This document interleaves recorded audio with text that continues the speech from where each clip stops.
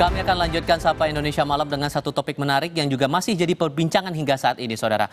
Polda Metro Jaya mengumpulkan para ahli untuk menganalisis kasus kematian diplomat Kementerian Luar Negeri Arya Daru Pangayunan. Kompolnas yang juga diundang polisi hari ini juga menyebut penyebab kematian diplomat Arya semakin jelas.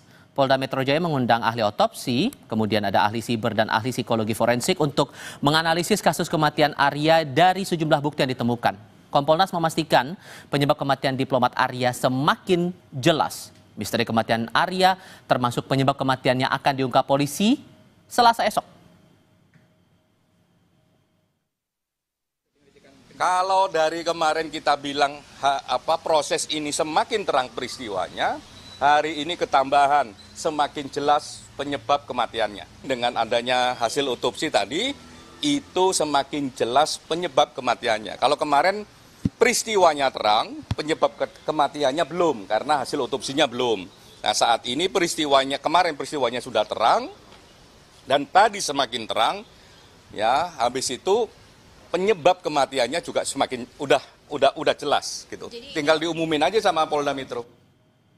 Hasil analisis di Mapolda Metro Jaya hari ini diungkap Kompolnas bahwa penyebab kematian diplomat Kementerian Luar Negeri Arya Daru Pangayunan sudah jelas. Pertanyaannya muncul kemudian, kenapa polisi belum juga mengumumkan hasilnya? Dan bagaimana fakta-fakta yang terungkap saat ini bisa mendukung pengungkapan penyebab kematian Arya? Kami akan ulas ini bersama dengan para narasumber. Untuk sesi saat ini, saya sudah bersama dengan Wakapolri periode 2013-2014, Komjen Purnawirawan Ugro Seno. Pak Ugro, terima kasih sudah mau datang. Apa kabar, Pak? Kabar baik, selamat malam Mas Tifa. Terima kasih sekali lagi sudah mau datang. Dan nanti juga akan bergabung Mbak Hanifah Asna untuk kita ajak berbincang lagi soal ini. Cuman untuk sesi ini, Pak, kalau Anda lihat dari segala pengungkapan kasus yang dilakukan oleh polisi, fakta-fakta yang muncul di permukaan, kalau versi Kompolnas bilangnya sih dari hasil analisis bersama polisi hari ini udah jelas. Anda merasa juga barangnya udah jelas atau masih ada tanda-tanya yang belum terjawab sekarang? Ya, dalam satu peristiwa pembunuhan atau bunuh diri ya, selain melihat kondisi mayat misalnya itu, kan juga ada penyidikan di lapangan, yaitu biasalah meriksa saksi, kemudian ada ahli juga di situ, kemudian ada secara saintifik juga ada. Saintifik itu mencari penyebab kematian apa kira-kira, tapi tidak pernah menyimpulkan. Itu kasus apa begitu ya? Ya, misalnya bunuh diri, terus dinyatakan oleh forensik ini bunuh diri gitu. Belum tentu seperti itu, tapi faktor penyebab misalnya kehabisan oksigen di dalam tubuh, kemudian ditemukan apa, misalnya ada zat-zat tertentu kimia yang ada dalam tubuhnya, itu yang ditemukan. Seperti itu. Jadi yang perlu dicari di sini adalah motif. Seseorang dibunuh juga pasti ada motifnya. Seseorang bunuh diri juga pasti ada motifnya. Itu yang paling sulit menemukan motif tadi. Dan kalau melihat dari fakta-fakta yang ada sekarang sebetulnya gampang atau sulit? Saya tidak tahu yang penyidikan di melalui HP yang bersangkutan atau mungkin laptop dan sebagainya ini, itu sebenarnya bisa diungkap dari situ. Motif apa yang bersangkutan melakukan perbuatan tersebut atau dibunuh dengan motif tertentu oleh orang-orang tertentu. Ini agak memerlukan waktu yang lama, analisanya tidak secepat hasil forensik keluar kemudian diputuskan bunuh diri seperti itu. Kita coba lihat ini visual terakhir yang diungkap ke publik, Pak. Saat rekan dari penjaga indekos ini menggambarkan saat penjaga indekos menemukan kondisi Arya sudah tidak bernyawa di dalam kamarnya, dan di situ terlihat kondisi wajahnya sudah terlilit lakban. Kalau Anda melihat dari visual ini saja, bagaimana reaksi dari penjaga indekos kemudian saat kondisi ia ditemukan, Anda melihat ada yang ganjil atau sebetulnya ini udah jelas nih barangnya bisa diusut polisi juga lebih gampang sebetulnya? Ini kan penemuan mayat seseorang di dalam kamar. Kemudian yang menurut saya agak aneh, seharusnya penjaga kos atau penjaga hotel misalnya gitu, itu begitu melihat sesuatu yang mencurigakan lapor kepada kepolisian setempat. Kenapa dia tidak lakukan? Dia ngambil langkah sendiri, membuka masuk ke ruangan itu. Ya, kita kan kemurnian tempat kejadian perkara ini harus kita jaga di situ. Kemungkinan bisa difoto dengan peralatan yang teknologi sekarang kan sudah cukup canggih nih. Difoto dengan sinar misalnya gitu, ada beberapa bekas footprint, bekas kaki di situ kan masih bisa dilihat sebetulnya. Nah, teknologi-teknologi seperti itu harusnya dimanfaatkan dalam rangka menemukan seorang mayat ditemukan dalam ruangan seperti itu. Tapi kalau fakta kemudian, kalau saya pakai kacamata awamnya begini Pak, kalau melihat hal semacam ini kan pasti akan mengagetkan semua orang, apalagi mereka yang tidak pernah ada kasus semacam ini di tempat kejadian itu. Kalau kemudian butuh waktu mencerna dulu, baru kemudian bisa mengambil decision making untuk melakukan seperti yang Anda maksudkan, menelpon polisi atau pihak-pihak terkait yang punya kewenangan untuk mengusut kasus itu kan akan membutuhkan waktu lagi sebetulnya. Tapi kalau Anda membaca visual ini tetap dirasa ganjil, begitu? Ya, sejak Kapolri Pak Waludin Jamin saja itu ada buku pinter Kapolsek, Kapolres juga ada. Dan itu yang harusnya disampaikan Babin Kaptipmas, misalnya Kepala Unit Kanit Binmas dan sebagainya, Kapolsek itu kepada masyarakat. Apalagi tempat yang dipakai untuk misalnya ada tempat kos seperti itu kan. Itu polisi sering datang ke situ ya kunjungan, sampaikan kalau ada kejadian apapun, ya tolong beritahu polisi segera supaya tidak nanti dijadikan saksi, diperiksa berkali-kali kan dia juga capek seperti itu. Akan berpengaruh juga dalam proses pengungkapannya juga di polisi. Oke, ini satu fakta. Tapi fakta lainnya juga adalah masalah tas, Pak.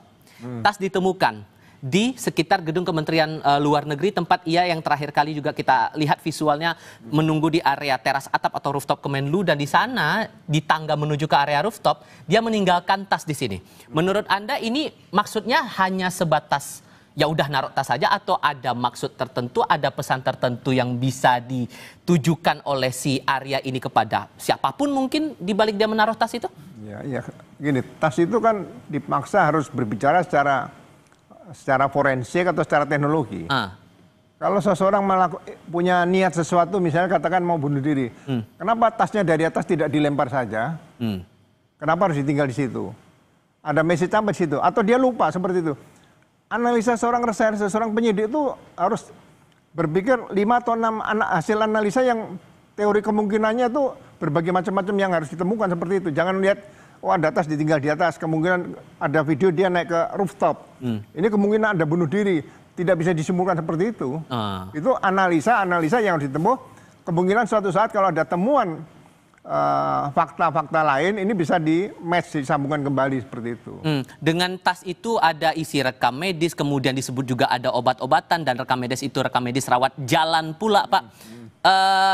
Polisi bisa menganalisis atau mencari benang merah itu bagaimana? Apakah ini berkorelasi dengan pengusutan kasus ini? Ya kan bisa dilihat kalau memang ada rekam medis di situ. Dokternya di mana? Kan dokter juga bisa jadikan saksi di sini.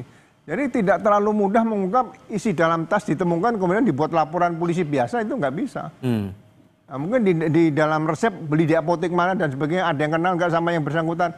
Ini membutuhkan suatu langkah yang cukup komprehensif untuk bisa mengungkap penemuan mayat tadi. Termasuk aktivitas si Arya yang berada 1 jam lebih berada di rooftop itu menurut Anda apa? Ada keganjilan nggak di situ? Ya bisa aja kalau saya artikan begini, mungkin dia kemungkinan nih. Apa yang pernah dikatakan ada rencana seperti itu bunuh diri. Tapi bisa juga karena dia mau berangkat ke mana, Helsinki. Ya, ke Finlandia. Dia pengen melihat Jakarta dari atas. Mau berpisah dengan Jakarta dari atas, bisa juga. Jadi alternatif pemikiran seperti itu kita tampung dulu, jangan langsung disimpulkan yang bersangkutan pernah terindikasi niat akan bunuh diri, loncat dari suatu ketinggian seperti itu. Oke.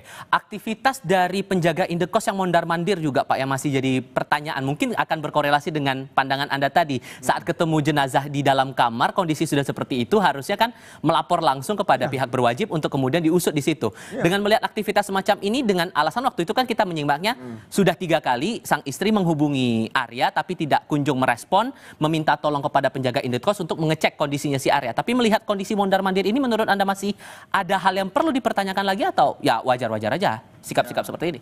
Kita lihat sudah berapa lama almarhum ini indekos di situ. Misalnya ditelepon nggak diangkat melalui penjaga kos. Kan bisa, Bu, sebentar Bu, nanti kita melalui video call ya, saya lihatkan kamarnya dan sebagainya. Itu malah lebih positif seperti itu, sampaikan. Walaupun dia mungkin juga agak salah langkah, langsung memaksa masuk ke dalam ya. Tapi ini kan perlu saksi-saksi lain bahwa dia masuk ke situ tuh di video, langsung video call dengan keluarganya di sana. Itu mungkin lebih sempurna. Tapi kita tidak bisa katakan ya mungkin tingkat pendidikan dan sebagainya tidak sampai sejauh itu. Tapi kalau kebiasaan-kebiasaan penjaga kos itu berarti ada SOP tertentu yang dia harus tempuh seperti itu. Oke. Sehingga kalau melihat puzzle-puzzle yang terungkap di publik sekarang seperti ini, Pak, ditambah lagi sudah ada pemeriksaan terhadap beberapa ahli yang terus berjalan sampai dengan sekarang, dan polisi bilang bahwa, Kompolnas bilang bahwa hasilnya tampak sudah semakin jelas ini fakta kasus apa. Anda merasa ini masuk ranah pidana apa ya Pak? Ya kalau bunuh diri ya masuk, kalau bunuh diri ya itu ditemukan memang dibuat laporan pidana, kemudian dikatakan hanya bunuh diri, dihentikan penyidikan. Tapi kalau itu dinyatakan dibunuh berarti kan lapor pidana yang harus dilengkapi dan masuk ke pengadilan. Sekarang kita lihat kondisi seperti sekarang ini, polisi harus merasa yakin motifnya apa. Kalau memang ada gambaran ini arahnya ke bunuh diri nih, motifnya apa? Ada nggak di Indonesia ini ahli motivasi? Motivasi seseorang yang bunuh diri misalnya. Kalau motivasi mau bekerja mungkin bisa ilmunya masih ada di bidang manajemen kan. Tapi kalau mengungkap motivasi bunuh diri orangnya sudah meninggal. Kan nggak mungkin kita tanya, motifnya apa bunuh diri, kan nggak mungkin seperti itu. Ya, sambil kita juga akan membahas ini dan kita akan coba gali keterangan ataupun juga mungkin pemahaman atau perspektif dari Mbak Hanifah Hasnah. Saya ajak Anda untuk melihat bagaimana pergerakan perjalanan dari kasus ini dalam tangan berikut. Kalau dari kemarin kita bilang proses ini semakin terang peristiwanya, hari ini ketambahan semakin jelas penyebab kematiannya juga semakin udah jelas gitu. Tinggal diumumin aja sama Polda Metro. Penyidik menyatakan bahwa dengan hilangnya walaupun handphone Lisasi itu hilang, tidak menghambat dalam pengungkapan dan untuk menemukan fakta apa yang terjadi, karena ada bukti digital siber itu yang dapatkan dari device lain yang kebetulan terisi ada handphone korban.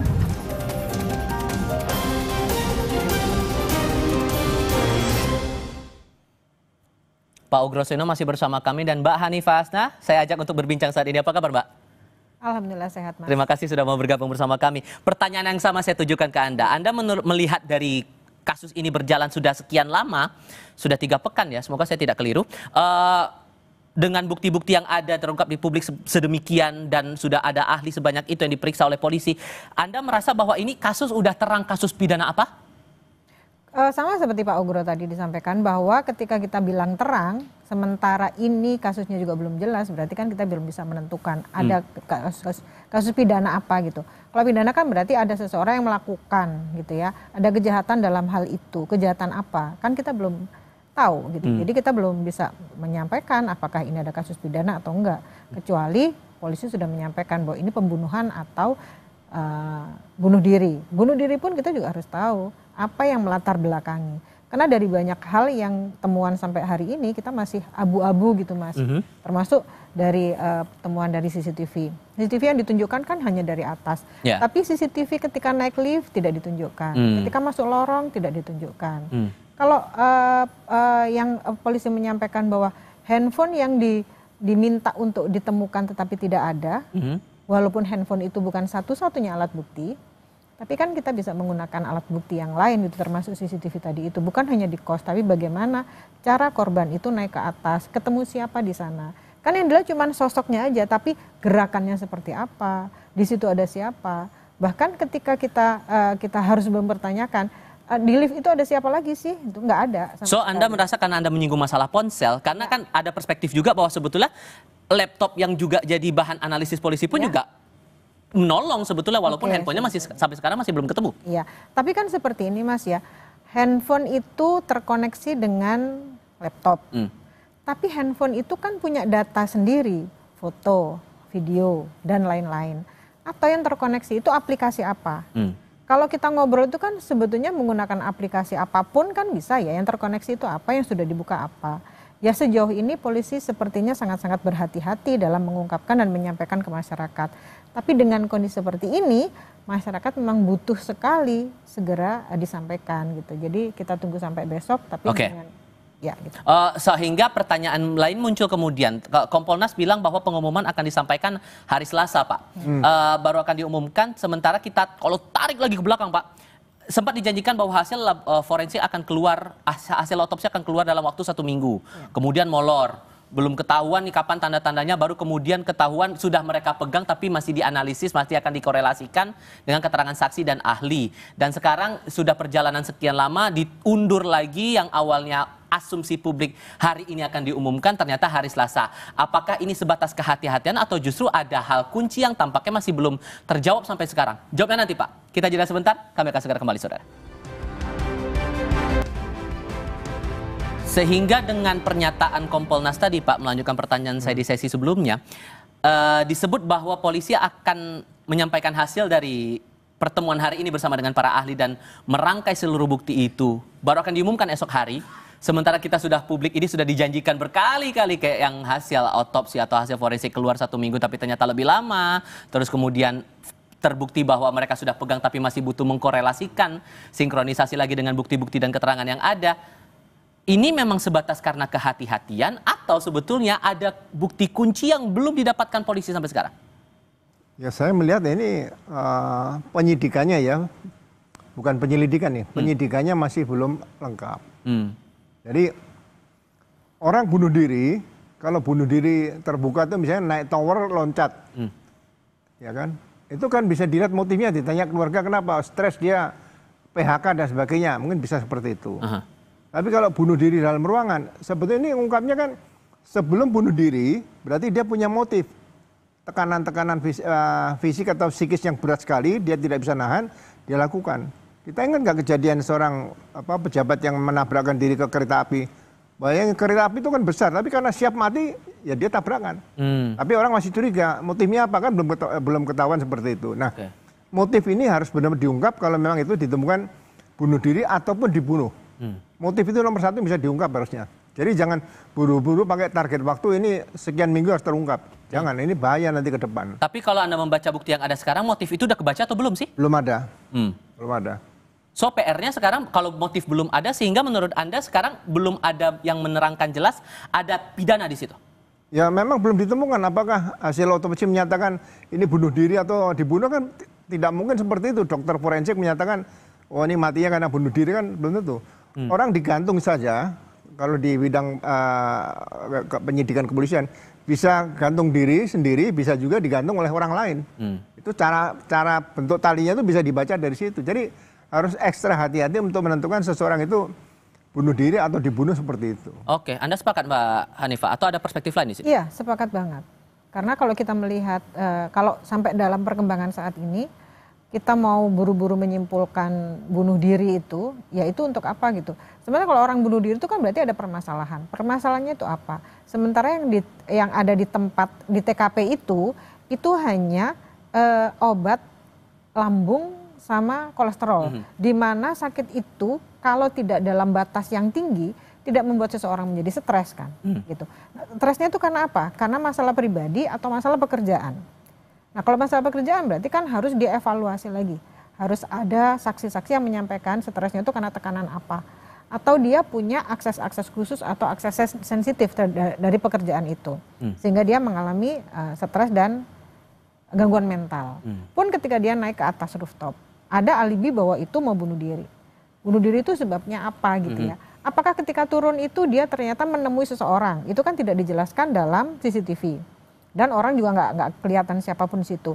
Bisa jadi dia turun karena dia mau menggagalkan apa yang dia inginkan. Sehingga, sorry saya potong, sehingga kalau Anda menangkap itu semua dengan membaca keadaan yang ada sekarang, motif itu belum terjawab? Motif itu belum terjawab dan semua yang bagian dia itu melakukan bunuh diri sepertinya menjadi sangat. Soalnya dari tadi Anda menyebutnya bunuh diri begitu, karena ada asumsi bahwa ini jangan-jangan arahnya ke sana gitu. Kalau arahnya diarahkan ke sana itu sepertinya sangat-sangat kecil gitu loh, karena kan yang tadi itu melilit lakban itu sangat kecil kemungkinan. Ketika dia ke atas dia turun lagi itu juga karena apa?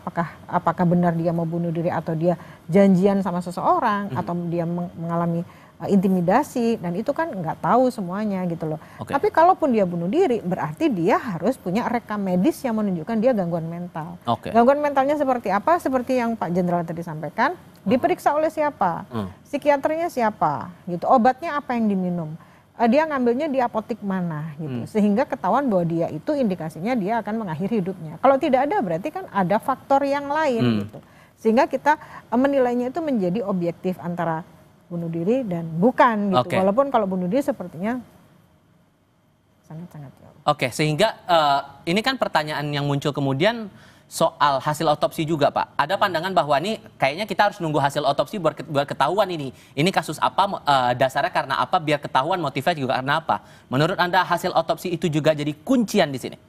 Ya, salah satu kunci penyebab kematian oke. Ya kan? Tapi kalau dikatakan apakah ini bunuh diri atau dibunuh kan tidak bisa hasil otopsi. Salah satu iya mungkin ya, tapi belum bisa menjawab.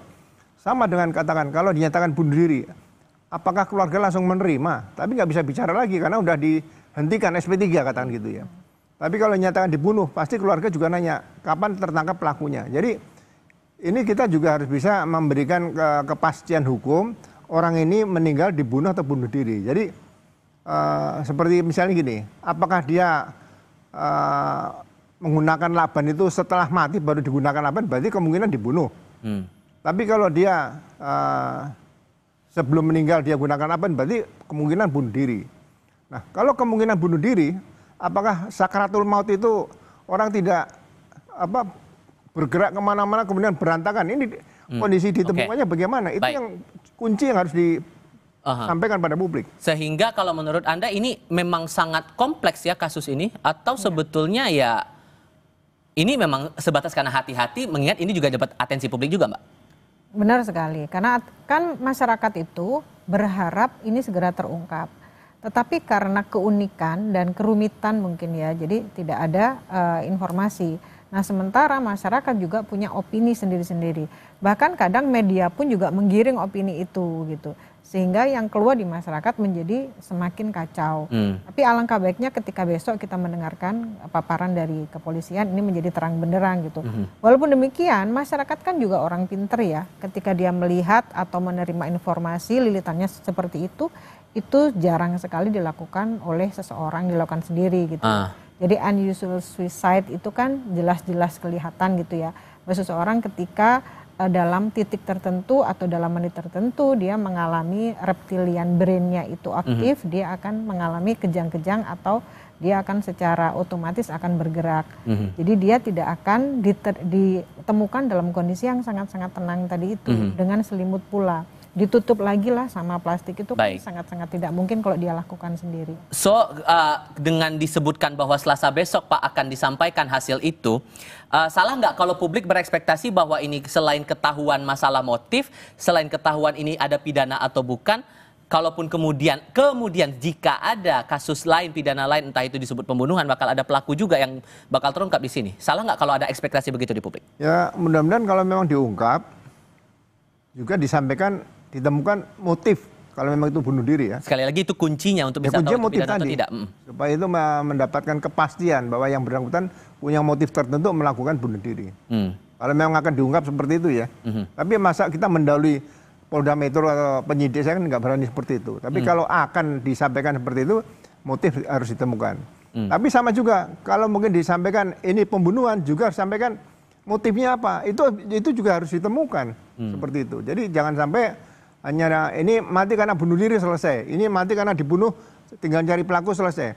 Motif itu harus benar-benar bisa diungkap oleh penyidik-penyidik Polri yang handal sekarang itu. Oke, saksi atau ahli apa lagi yang rasanya diperlukan Mbak untuk bisa mendalami ini? Atau sudah cukup dengan apa yang dilakukan? Sebetulnya kan semua sudah ada ya, hanya saja mungkin ada beberapa yang diharapkan masyarakat karena saksinya itu tidak ditunjukkan siapa saja.